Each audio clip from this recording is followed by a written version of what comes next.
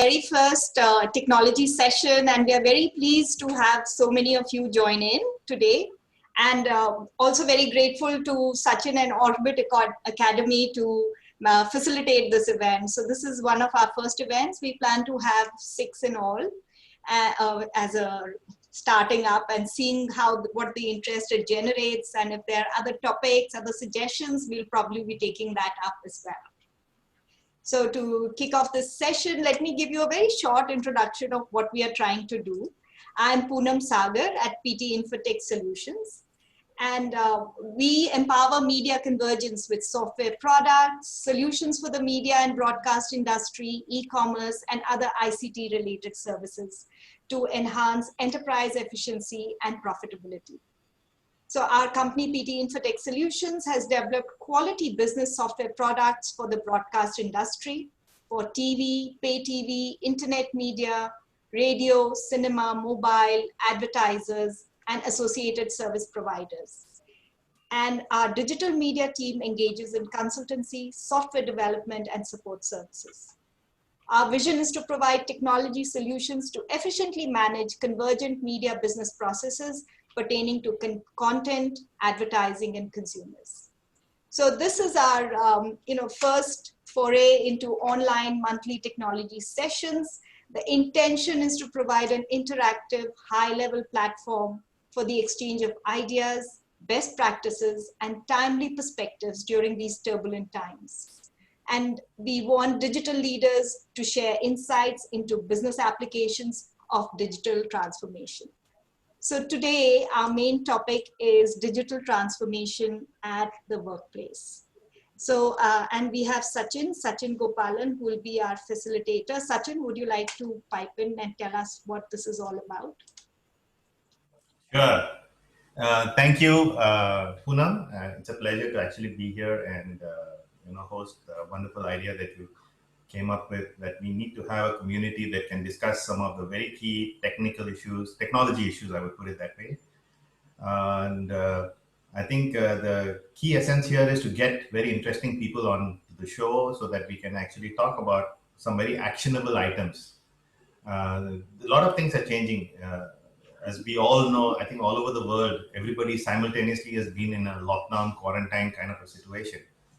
And that has made us think a lot about, what's really happening and how is it going to affect our business.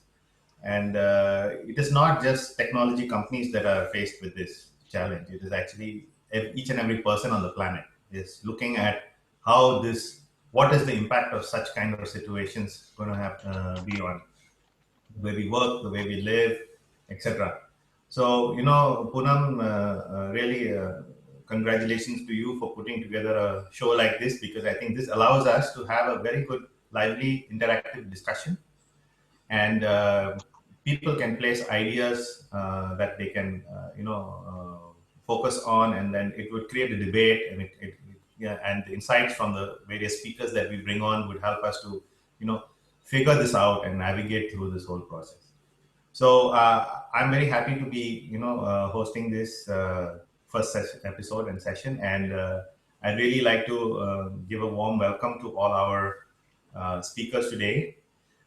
We have Ilham Habibie, who will be joining shortly. He's just on another call. He just messaged me that he would be on in a few minutes, so we should get started anyway. So the focus would be on basically bringing in key speakers. That's the reason why Dr. Ilham Habibie is here.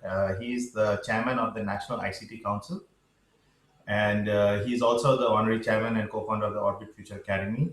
I'll introduce him a little bit more in detail when he's logged in. We also have Prashant Gokarn, who has been in Indonesia for about 8 years. So Prashant actually brings a wealth of information that is, in my opinion, very critical to the digital space, because he is in various parts of the financial services. It's a full spectrum of services that he is involved in. I'll introduce him a little bit more detail later. We also have Rajat Sagar. I have known Rajat for, I think, 22 years that I've been in Indonesia. And Rajat has been, in my opinion, one of the pioneers of providing technology solutions in Indonesia. He's been across so many different sectors. Basically, he looks at solutions that are needed and he brings them in from various parts of the world, plus their own solutions that Rajat has through his own company. And I think it's a wealth of information that we can really share today. Mas Ilham, you're logged in. Hi, Mas Ilham. Hi, everybody. Okay, I'm just doing a short introduction, Ilham, and then I'll just continue. come back to you. Yeah. So we have actually a very interactive session planned. The way to interact with the speakers would be in two ways. There is a chat box in Zoom. If you type in your question with giving your name and just type in your question, during the discussion, and after we have some initial comments from all the speakers, I would help to moderate the questions. Some questions I may just say it out myself because many people have asked the same question. I will read it out and invite certain participants to speak, but you're also welcome to unmute yourself and ask the question directly. And for that, when we have the Q&A session, if you can just put into the chat box, because I look at the chat box, right? I won't be able to see on the screen if you're signaling me there. So in the chat box, if you can just say that I have a question, I'm so-and-so, and then I'll ask you to just unmute yourself and ask a question, and then you can direct that question to anybody that is that's on the panel of speakers. So without much further ado, I'm going to get back into having opening of this series. Actually, not just today's topic, but we invited Dr. Ilham Habibie to be able to kick off the start of a series of such programs that we can do, which will create a better understanding of digital transformation in Indonesia.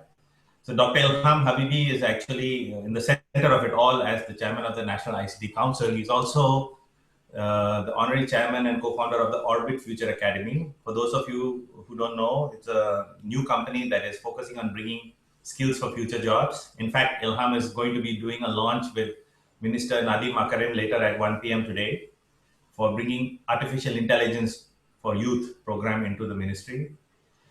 He's also commissioner at Bank Muamalat, and he's an entrepreneur with many business interests. Some of you may know that aviation is a family industry that Habibie's family has been championing. Mining, manufacturing, property development, what have you. And Ilham pays a very close focus on how digital transformation is affecting our lives, not only from a business perspective, but also from a people perspective. So Ilham, over to you. And you have about 15 minutes to give us a little bit of insight on what you see happening in Indonesia, especially in context with what has happened in the last 5 months and how you see trends emerging from this. And what do you think all of us, working in Indonesia should keep an eye out for? Over to you, Mas Ilham. Thank you very much, Sachin. I like to share a screen here. Oh, yes. I cannot. So you have to let me do that. Poonam, could you just allow the share screen? Sure. Yeah. Sure. Give me a second.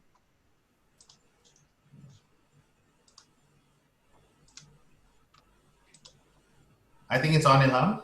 Okay, let's see. Okay, I got it. Can you see it now? Not yet. Yes. Can you see it? Yes. Yep. Okay. So, well, ladies and gentlemen, thank you for giving me the opportunity to talk about what I see as a chairman, or I should say the chief executive of the National ICT Council, which I've been doing since January 2014. So it's my 6th year now. And I've served 2 presidents. Actually, I began my career, so to speak, and under the previous president, President SBY, Susilo Bambang Yudhoyono, and when the new president took over, he just kept me there for some reason. And so I'm still there and doing my work as trying to advise. This is an advisory body. I'm not a ministry, and I'm not in any executive function in terms of making policies, but I work with the people that actually make those policies. So I now go to the next screen. So do you see the second page already? Can you see that? Yes. Okay, so this is the organizational structure. Basically, let me just make it bigger. Awesome. Okay, basically, there's two layers in the so-called Wantiknas structure or National ICT Council. The upper layer is the so-called steering committee, where you have indeed the president as a chairman and the coordinating minister for economic affairs being the vice chairman. The gentleman that I report to and on a regular and daily basis, you can say, is basically the Minister for National Development Planning or the head of the National Development Planning Agency, and all the members of the steering committees are all members of the cabinet.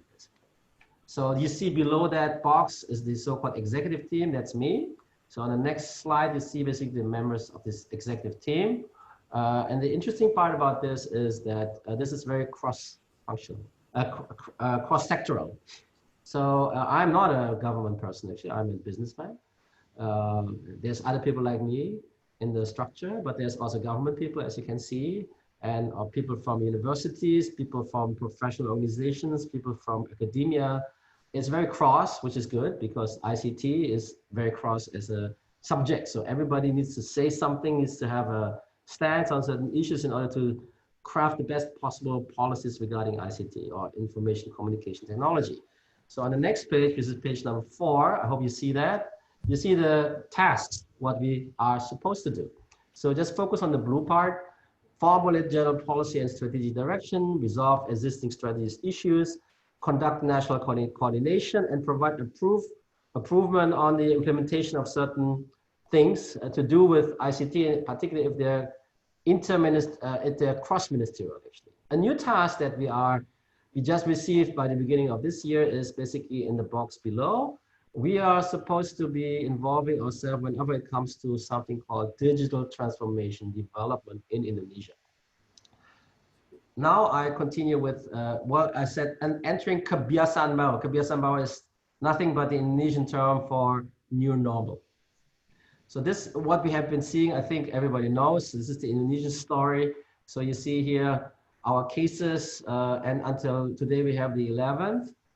We are already at cases means confirmed cases of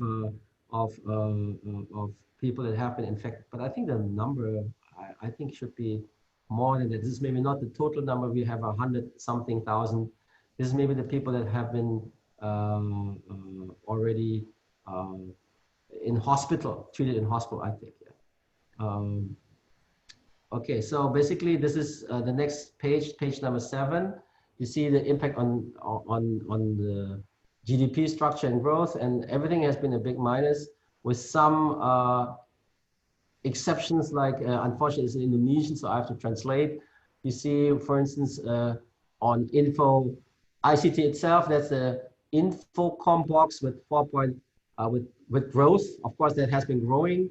Then there has been some growth still in the agriculture sector. That's the second from the left, called pertanian. That's Indonesian for agriculture. Then on the very right, you see very basic needs like water has been growing, and a little growth also in the health sector. That's a third from the right, jasa kesehatan. So you see it's a mixed box, but all in all, year on year, on the second quarter, it has been a minus, as actually expected by most people. In fact, if you listen to our finance minister, Mrs. Sri Mulyani, she has actually already predicted a minus, but not that big a minus. She thought it would be less minus, but we have actually, unfortunately, had a bigger minus than people would think in the second quarter. So why is this coming? And this is basically because before and after, or during and after, there has been a lot of changes. You can see on the next slide, on slide number 8. Before COVID, I think I don't need to read that. You can see it. And after COVID, or during COVID, many things have changed. Many things are now done on a digital basis or from home. I think one thing I'd like to comment is this shift in globalization and localization. It does not mean that globalization has completely stopped, but there has been a renewed focus on doing things more local, also because of the disruption in the global supply chain. Many things are just not available anymore, and so you have to find your own solution locally. Also, it's about the health protocol. Health protocol is easier to adhere to, easier to control if you do things local. because if you do global, then there's many things out of your control.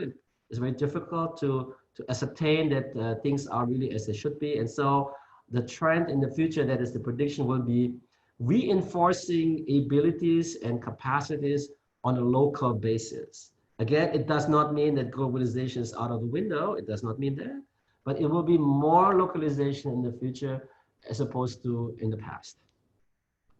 So now basically the next page, page number 9, you can see the various from home categories. We have school, work, medication, even shop, and finance from home as well. So everything is now home, wherever you are located. You do things more in situ from there rather than to go to various locations and do it from there. That trend at some point in time, it was the only thing available. Now things have a little bit loosened up, maybe a little bit too much in some cases. Maybe it's going to be stricter in the near future again.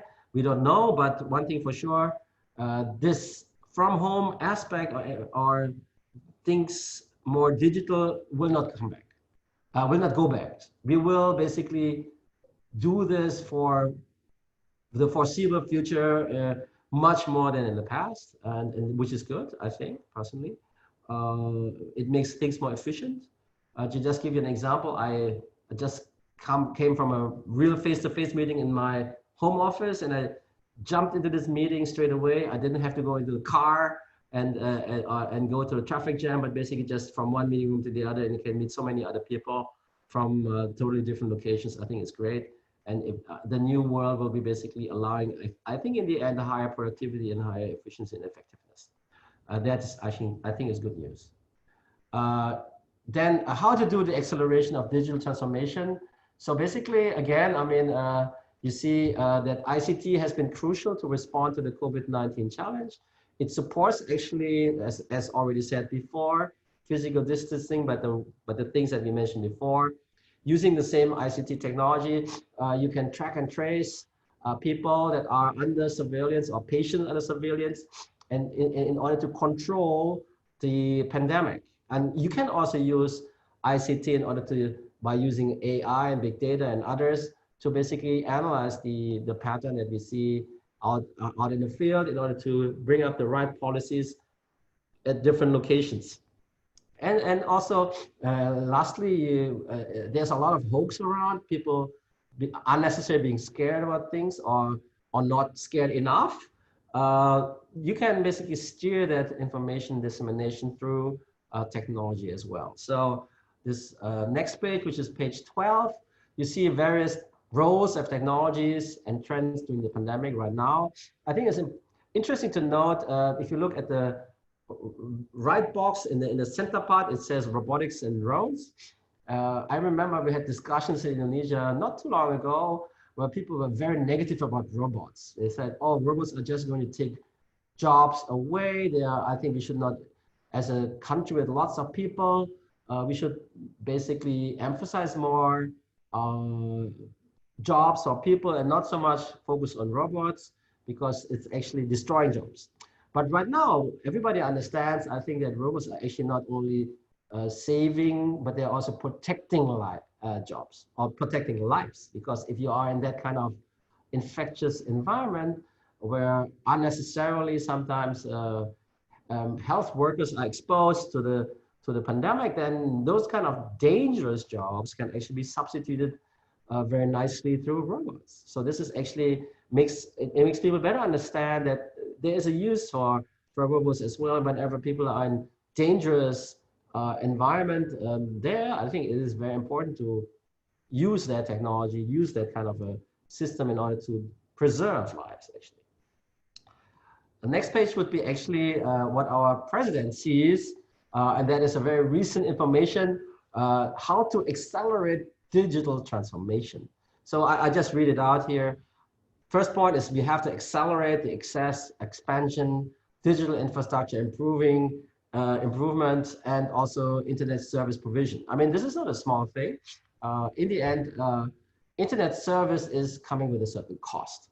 And Indonesia is a country where we do have a not small portion of the people that cannot afford digital infrastructure if you talk about last mile, connect the homes, connect the offices, or connect the schools, it doesn't really work everywhere. I mean, in Jakarta is a very wealthy part of Indonesia, but there are other parts of Indonesia which are not at the same level, and there we have to basically make sure that we don't exacerbate the social and the economic divide in Indonesia by not solving the digital divide. So digital divide meaning access to that very digital infrastructure or service can be actually determining people's future. And when there are people in the country that have a very good access to that, they will develop in their lives very, very quickly and very with high quality information, and others are left behind even more than without the digital thing. So digital, it is the belief right now that digital divide can exacerbate, amplify existing divides if you're not careful. Then we have to prepare the digital transformation roadmap in all sectors. It's actually in the government, in education, health, industry, meaning and business, trade.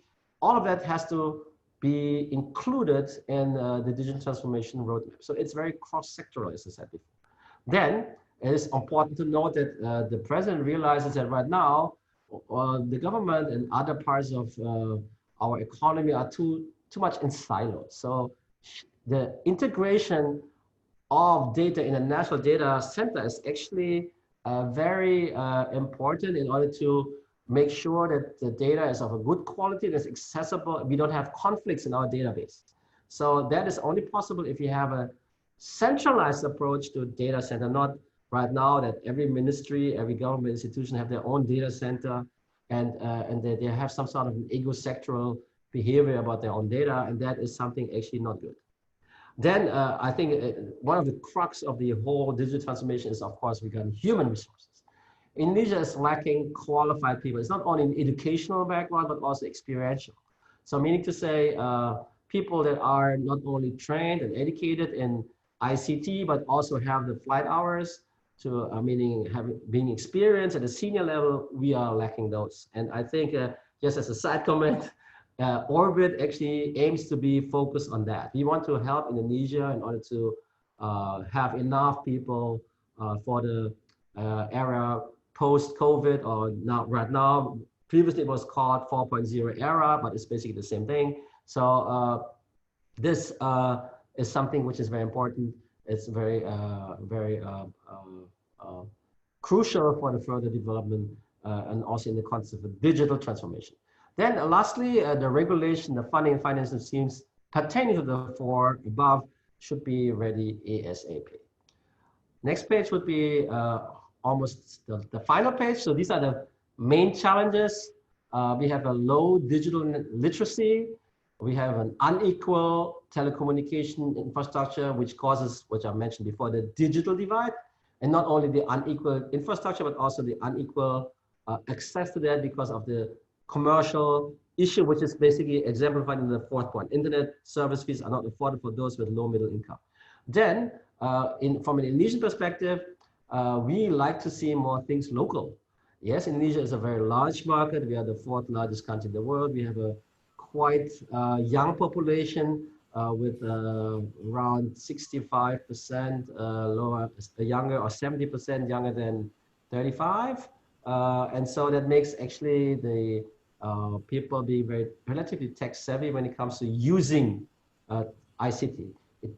It's not the same when it comes to creating or producing things related to ICT. Indonesia is lacking in that, and I think that is the major criticism that we have. We are a good market, we are a good consumer, but we are not a good producer. So what can we do? Well, we have to acquire qualified digital talent. So education is key. And we have to link that. It's not enough to have a good curriculum, but we link that with the needs of the industry. Basically, the creation of those curriculae should be actually crafted together in collaboration with the users, which are basically the industry. Then we have to accelerate the adequate infrastructure to facilitate connectivity for all. This is not something easy. Indonesia is a quite large country also in terms of geography. On top, we are an island state with 17,000 islands. So Parts of Indonesia, like island of Java, is relatively well developed. If the further we go to the east, the worse it gets. The island of Papua has maybe 3 to 4 million people, but it's, I don't know how many times larger than Java, maybe, I don't know, but it's very big. It's the second largest island in the world after Greenland, I think. And so to facilitate that, to create that adequate infrastructure is a technical challenge. Then we have to improve local ICT platforms, and what I mentioned before. It has to do also what I did not say is regarding the cybersecurity. There are certain platforms that are needed internally in Indonesia that have probably more to do with security issues or even defense or government in general. That needs to be, I think, the logic says that needs to be, the protection of that is felt best whenever it's in our own hand.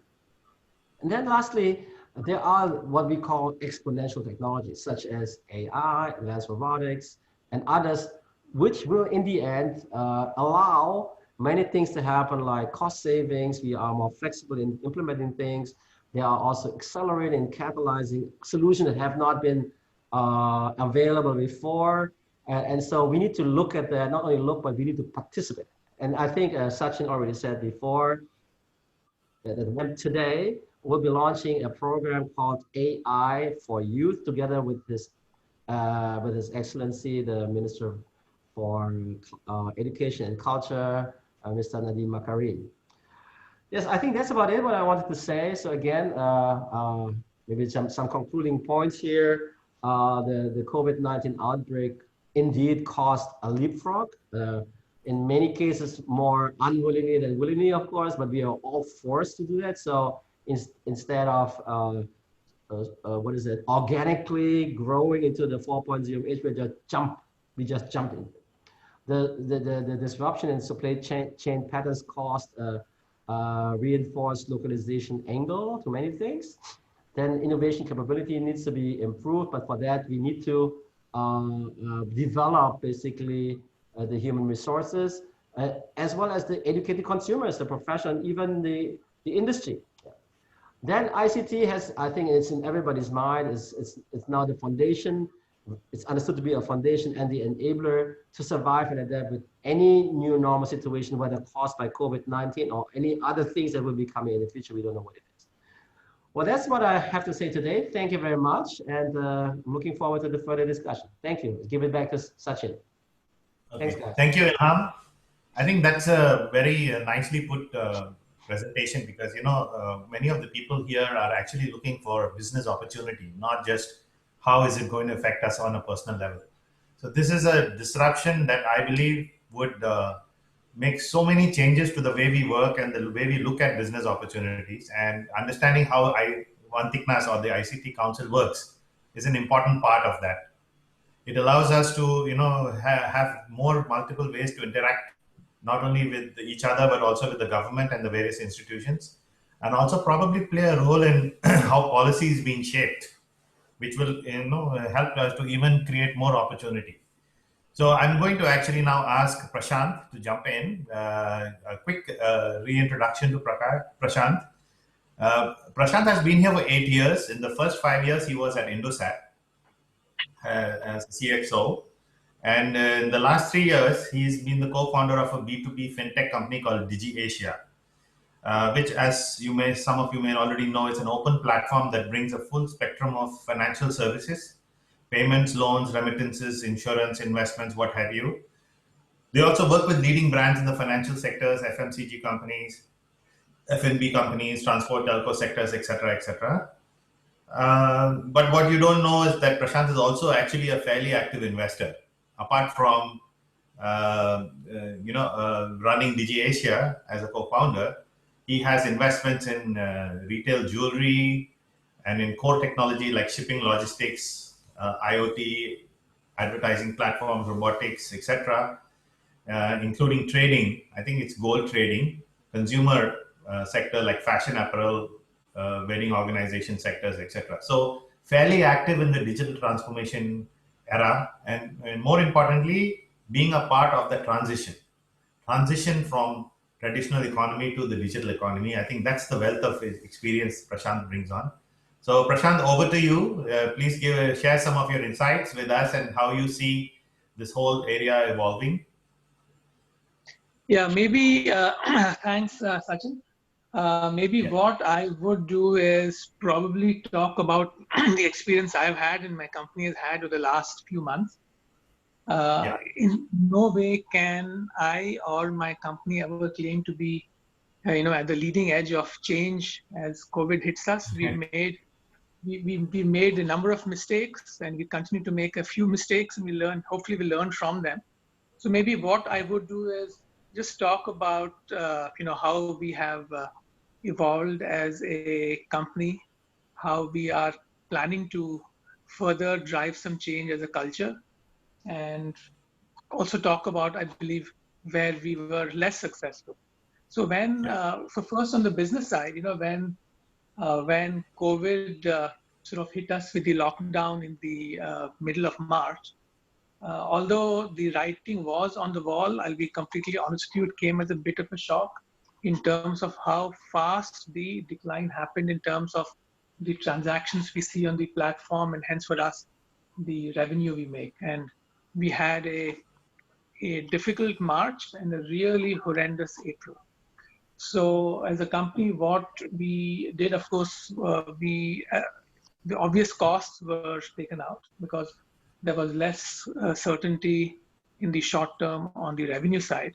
So we let go some staff who were, let's say let go in the sense we furloughed them or put them on a 6-month sabbatical with just the insurance parts paid out, primarily because we did not see some parts of business recovering right away. We had multiple physical units. We consolidated into one. Actually, we tried to, and then we decided not to, because the landlord brought the rents down and changed the cash payment terms. So that we didn't do. And so those and a few other simple costs were taken out.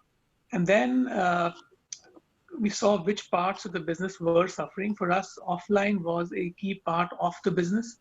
So we were working with a few F&B companies which slowed down. We were working with FMCG companies for supply chain digitization. That supply chain completely came to a halt. So that part of the business basically ground to a near complete halt in April. But thankfully, the online piece started doing well for us. So we, although did not completely recover in terms of revenue, which we had lost, but we saw growth from sales of digital products like content, airtime distribution, and then virtual credit card. Actually, surprisingly, the VCN business, which is, you create a credit card on the fly for say 30 days and use that to buy content or use that for trading, etc. That began to do quite well. So that's the business impact. But I think that the audience here probably will be more keen to figure out, what our experience has been from a cultural perspective, because we were in the financial services sector. We were given some relief from the local government to keep the office open. So we did not really have a full shutdown of the office, but we transitioned to a structure where people were given the flexibility of working from home.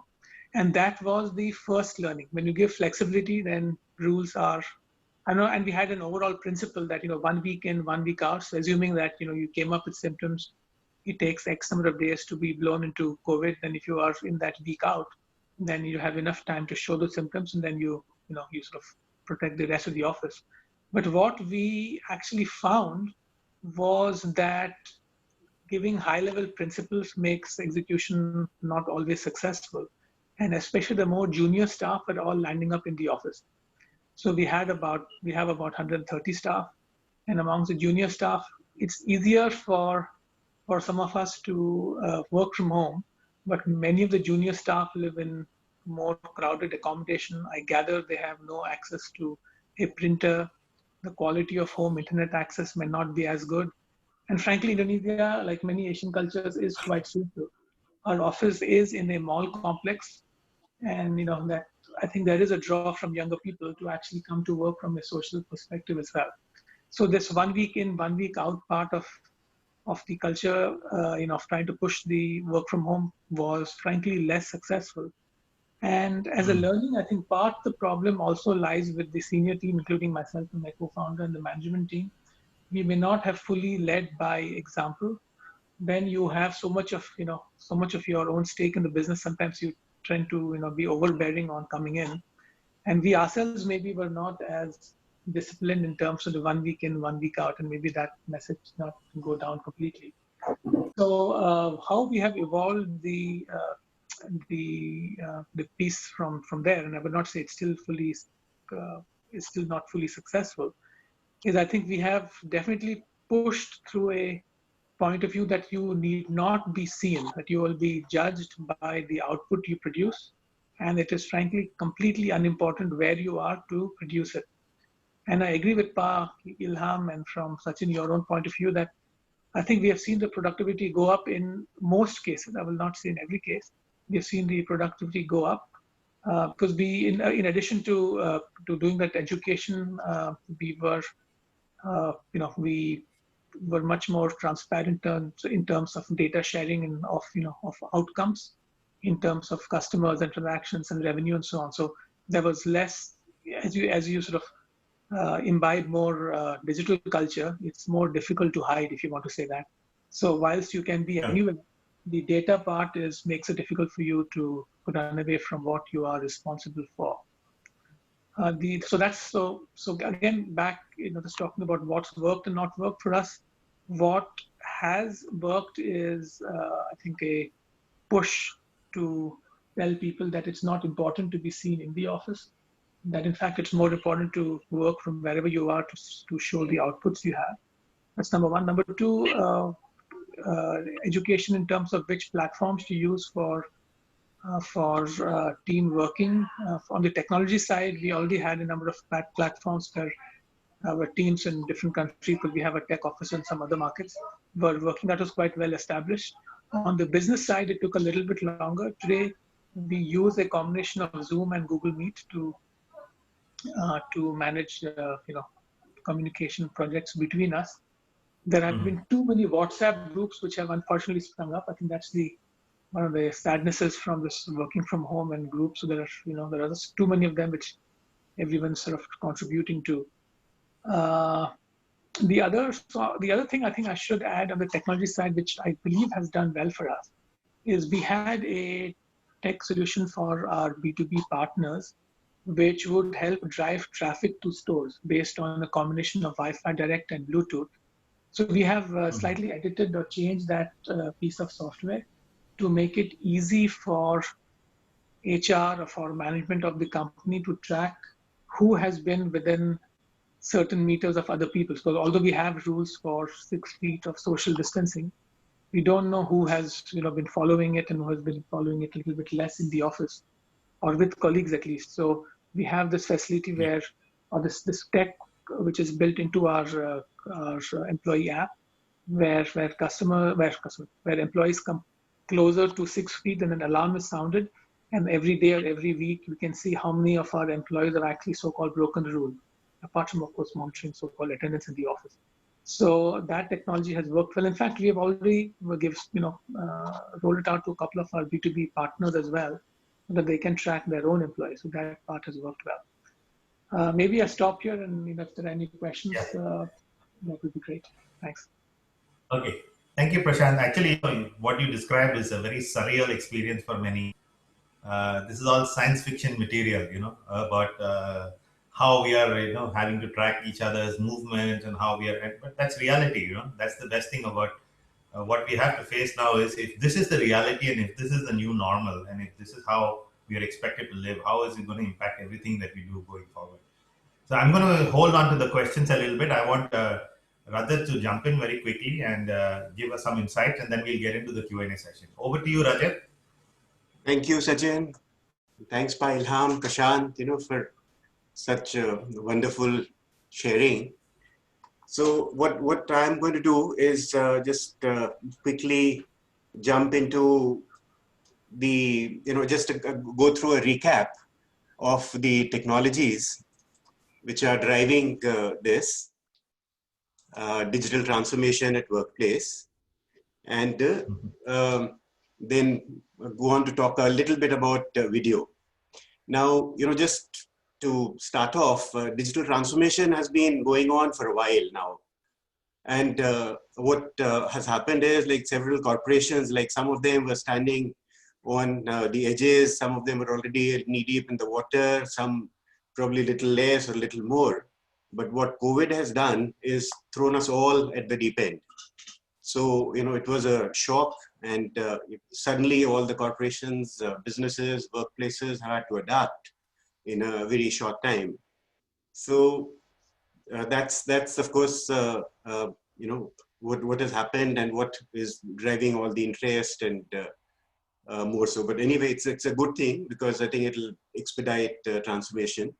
And so just to quickly recap the technologies which are driving this digital transformation at workplace, cloud computing is of course the first.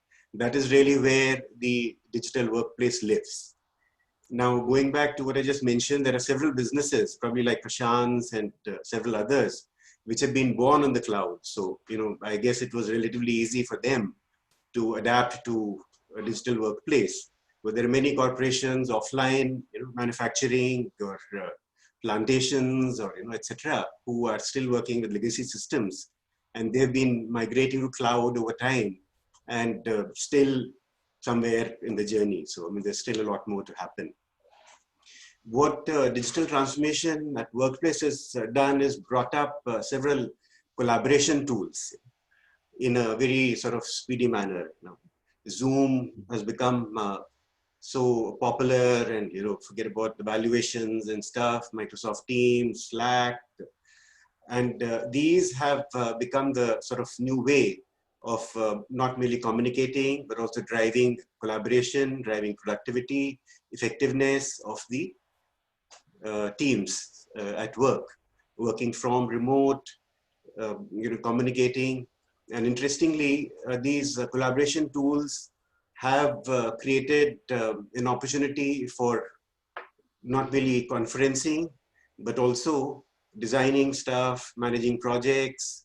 Microsoft Teams, for instance, works with Microsoft 365 on the cloud. So, it provides a seamless sort of a platform for not merely communication, but also other office tools. Automation, AI, and artificial intelligence are the other tools which are driving workplace transformation. Now, there are several, automation, of course, refers to, could be robotic process automation or robotics per se. And I was also happy to learn about the initiatives Ilham mentioned. So government is moving to manufacturing 4.0, where this will become even more important for manufacturing and several other industries. But automation in a simplistic sense have been taking place in workplaces through robotic bots, the robots, software codes, which are helping businesses take care of some of the menial manual stuff, repetitive, which does not need, which basically and focus their manpower, their teams on more productive tasks. So, for example, some of the large corporations have already implemented bots for purchasing. And so what they do is they're able to ask for quotations from a list of vendors who are already in the system. They can do the comparison of quotations. They're able to place orders based on, they do the evaluation, automatically place orders. Subsequently, once the products have been delivered, etc., they're able to do matching of invoices with the purchase orders and release payments to banks, etc. So, these are just one example where it's already there. So, the other point I want to make is that on some of these technologies, Indonesia is moving, but in several others, it's fairly nascent. So cloud, of course, has been around for a while. There are Indonesian clouds, telecom, you have BizNets, you have Telkomsel, you have Indonesia Cloud, and of course, there are many international players like Google has set up, AWS is also planning, Alibaba is around. So there is a mix, and but this is where I guess, as Ilham mentioned, it's going to be important for Indonesia to set up their own clouds to take care of both the security as well as data localization and other aspects, being closer to businesses going forward. Augmented reality and virtual reality are other technologies which have shown fascinating growth in terms of how we bring video or virtual reality into real world, or real world into virtual reality.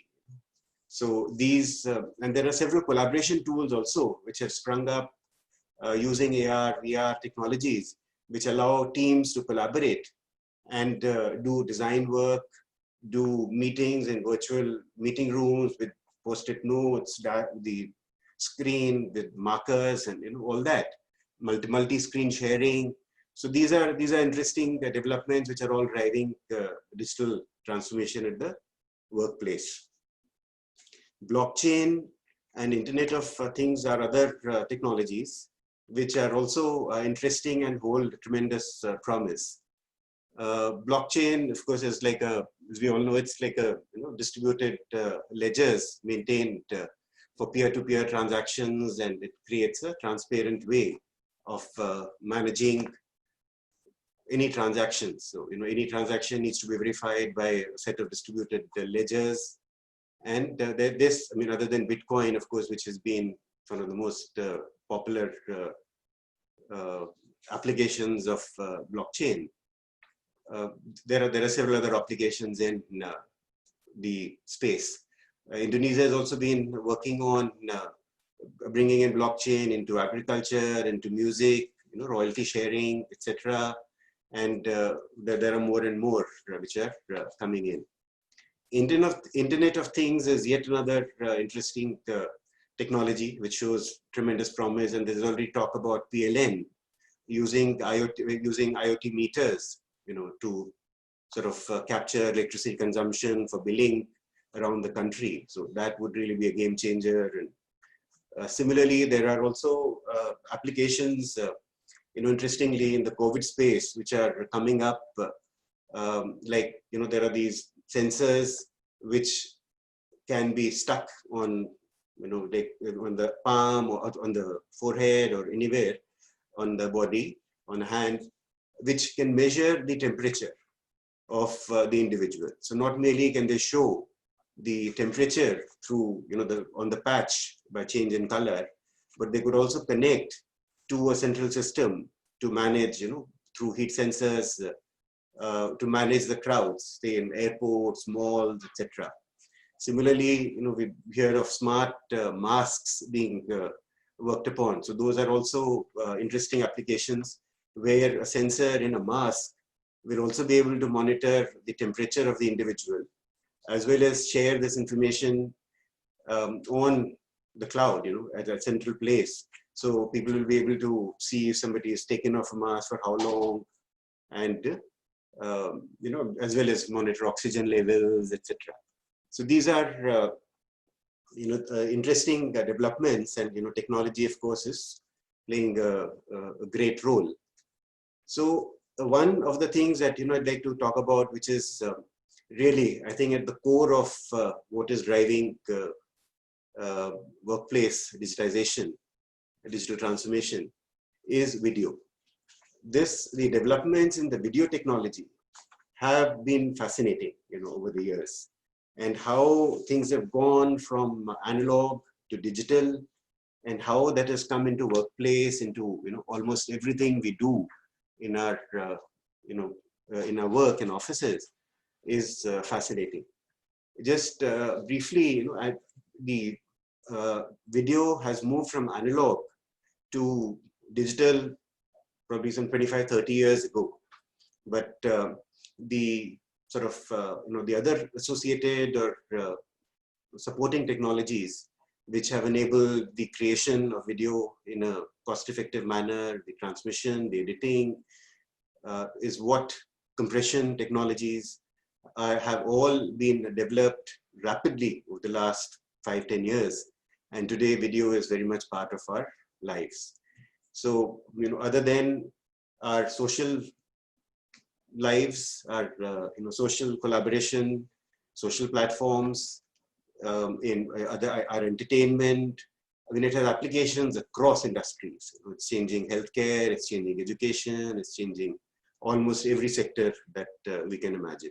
And this is really the core of the office digital transformation. And how, other than digital, how it has grown from digital to HD to high definition to 4K to now 8K. NHK in Japan has already released, has already started a 8K channel, which is 16 times higher resolution as compared to high definition, which itself we find so fascinating in terms of picture quality and real life experiences.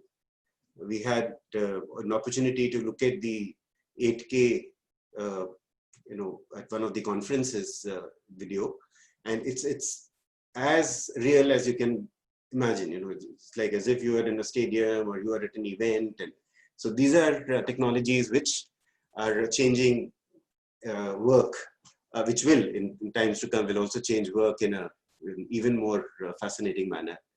How we'll communicate with each other, how we'll communicate with customers, with suppliers, with amongst ourselves.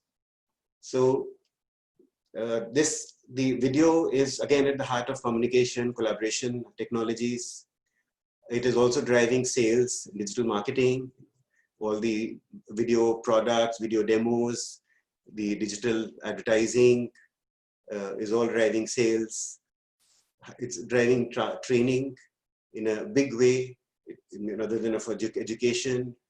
Companies like, just to mention Ace Hardware or any company, Mandiri, etc. They use video in a big way to train their teams across the country, and it's sort of the best way to be able to replicate a real teacher with all the knowledge that he or she can bring. So this is support. Instead of having those user manuals on paper, you have audiovisual. You have also immersive, graphics, or augmented reality, virtual reality embedded in some of the manuals, which can show a user how to really use a product or how to fix a problem. It is also helping supervisors on the shop floor to manage the teams, to fix problems or guide them. It's also playing a big role in design production, in manufacturing areas.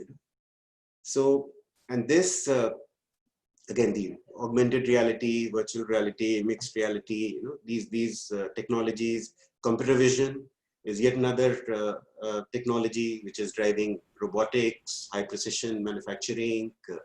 It's also, than that, of course, it's driving automated cars, it's driving drones, it's driving several other gadgets. Drones, of course, smart glasses, use AV, VR, AR, VR, etc. So robotics. So this, and going forward, video has a tremendous future. There's still a lot more that's still to happen. And it's, my sense is it's going to become more and more immersive.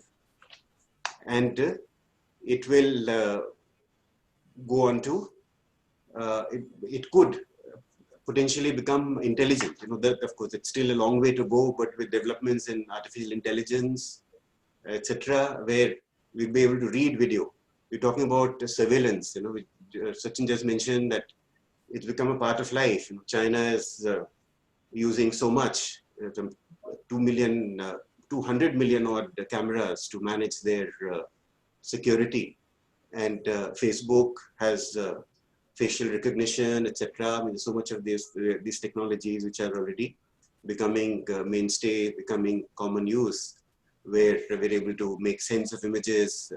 There are engines which are able to make sense from video, which are able to extract the important portions of video and provide that for actionable purposes.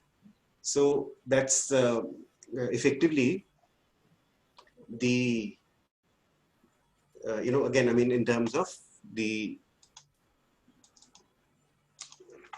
the various technologies that are driving. And video, incidentally, is of great interest to us because that's what we're also involved in managing. I'm sorry, I think I overstepped my time. I think I'll just stop here and Sachin, please. Yeah, sure. So Rajat, Ilham has to have a hard stop in another couple of minutes. So I'm going to direct a question at Ilham. Ilham, I think, yes, I know. No, you have answered many questions already on the chat. Yes, So I think there's one which the question people have is that there is so much that one can do with the ICT Council. Do you have any ideas of how people here on the chat room today can actually engage with Wantiknas more effectively? Well, we have a website. We have lots of, I think in the last slide of my presentation, which I would suggest you share with all the participants of this Zoom call. On the last page, you have many avenues how to reach us. We have quite a number of events, of course, all online, but traditionally we do have events at our location. We have an office in Menteng, and yeah, we have, or we sometimes stage even conferences with the World Bank. World Bank is a very active partner of Wantiknas since years. And so, yeah, there's many ways to participate in our events and communicate with us, or yeah, there's many ways. It's good. So I'll ask actually Poonam to put together something about this particular program can also, collaborate with Wantiknas. It would be a great way to bring. Yeah. It would be a great way to bring, the private sector, government sector, public sector, and the Indonesian. Yeah. Sachin, just to give you an example, I am private sector. I'm not a government officer. Yes, I know. Doing this as a part-time job, basically. Yeah, so no, I'm very welcoming colleagues from the private sector to participate. It's and we have had many people participating already from the private sector as well. Not only Indonesian companies, also from outside. Yeah. We've had Amazon services with us for some time and others, so many. Yeah. So we have actually a lot of interest from the group heads here today. We'll actually connect them back later on, Ilham. Yeah. I understand you have to leave now, so thank you so much for your time. I have a meeting right now at 1 o'clock. I have to be at the launch. I got only 1 hour. That's right. Okay. That's right. Thanks so much, Ilham. We're going to continue with. I'm seeing you all on screen, and I hope to see you in person at some point in time. Sure. Okay. Bye, everybody. Okay. You. Bye, Ilham. Bye. So Rajat, thank you. Actually, Rajat, you touched upon some of the very key technologies that are driving this sector, and I think as Prashant also mentioned, that it is a lot of learning as you go is happening, because we are faced with this transition of how to even use these technologies. But as we go forward, how do they get integrated with our businesses remains to be a question. So I actually have two questions. I'm going to ask Prashant first. Prashant, you are fairly involved in the financial services sector. So while it was interesting hearing your personal experience of how your company managed the transition, how do you see, I want to ask a little bit more about how financial services is going to change the world, right? So I want a little bit of a view from you about where do you see this digital transformation in financial services making a huge disruption? Because it's disrupting in many ways already, but I think we are only at the tip of the iceberg. Where do you think it's heading a year or two from now, and what should people in the room here keep their eyes on, in terms of things that might affect them, both business-wise as well as personal? Sure. So I will not talk about very long term, because who knows what next COVID-22 will come up, or something fancy will come up, or some opportunity comes up. So I'll only talk about maybe 6 months look forward, because I think there's too much of literature out there with too many differing views of how the world will change completely in 3 years' time. So I don't know how true that's going to be, and I'll probably put more of an Indonesia focus in this. So what we have seen, the parts which we've seen massive growth, especially as the banks have shut down access to credit lines. So we have in our business, we have 4 business lines. We have payments, we have remittance, we have lending, and we have digital banking. So if you look at the lending part, we have seen an incredible increase in demand for unsecured lending. So it's come from a variety of customers. So we see the growth coming from the smaller varums, which is higher risk, all the way to large principals. So I'm talking of large companies who have set up local sales operations here. I'm talking of international companies who have set up local sales operations here. And they need financing for their distributors for maybe trucks, or they need LC financing for import items coming in. So the full spectrum, from the small varum all the way to the large distributor of and a principal of of trucks or food or whatever it is. And when I look at opportunity, this and some of these guys are willing to pay pretty solid interest rates backed by paperwork. So we see that as a huge opportunity, which the traditional banks seem to have walked away from, and the rates from the loan sharks is too high. So personally, I've seen that being a huge driver for our business. The second part we've seen, surprisingly so, and I don't understand why there is any correlation with COVID. Our remittances business has really gone through the roof. So there are too many people, for some strange reason, sending money from overseas into here, and then from larger towns sending money to their villages or smaller towns where probably their family lives. Now, I guess they used to go back maybe more frequently, and that movement has stopped, or maybe there's more uncertainty, I don't know, but we've seen that go up. So this is from a pure business perspective. From a technology perspective for fintech, I mean, what is driving the new financial players is, maybe there are two things driving it. One is convenience of use. So you can make payments, you can take loans, you can remit money from your phone, but that has been going on for a while. The other one is, I think, the pure cost arbitrage between on the so-called traditional banking methods and the newer players. That cost arbitrage has been exposed to being fairly substantial and of good customer value, especially where today people are counting pennies and trying to save as much as possible. So we've seen those two parts going up. In terms of the other tech pieces, personally for us, although I'm not sure that I can make a sort of long-term trend view, we have seen virtual products. For us, for example, virtual credit cards do quite well, where on the phone you top up a 16-digit card and use that for transactions. So be it for buying Netflix or Spotify or other content, or even for stock trading. So we've seen that part go up quite well. So I will not go beyond 6 months. Rajat spoke a lot about blockchain. I think for Indonesia, probably for it being a widely adopted business or a consumer technology, I think from a fintech perspective, I think will take longer than what many analysts, I think, are projecting. There is still a very unclear direct use case for that to take up in terms of the value versus the investment cost. But who knows? From now. For the next 6 months, I don't see any change there. So you make a good point, Prashant. Actually, keep the horizon to 6 months. It will give us a better understanding.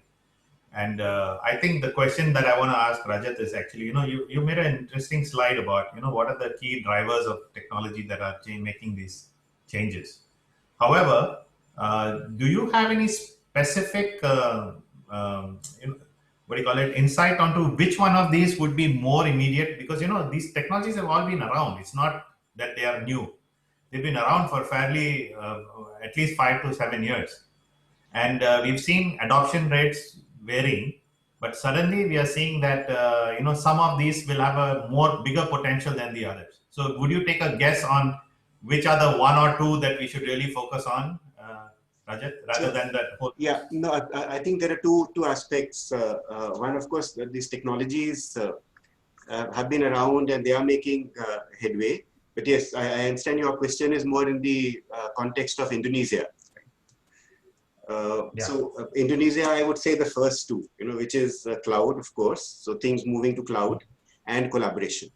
So these are really the two technologies, and collaboration includes, productivity tools. So one of the challenges has been that, for large corporations, that while collaboration tools and all have been good, and they have certainly helped, but some of the legacy systems or the sort of core backend systems are still offline, and which is what we expect and believe would change over time. The things will move to cloud, and it'll make it more flexible and collaborative going forward.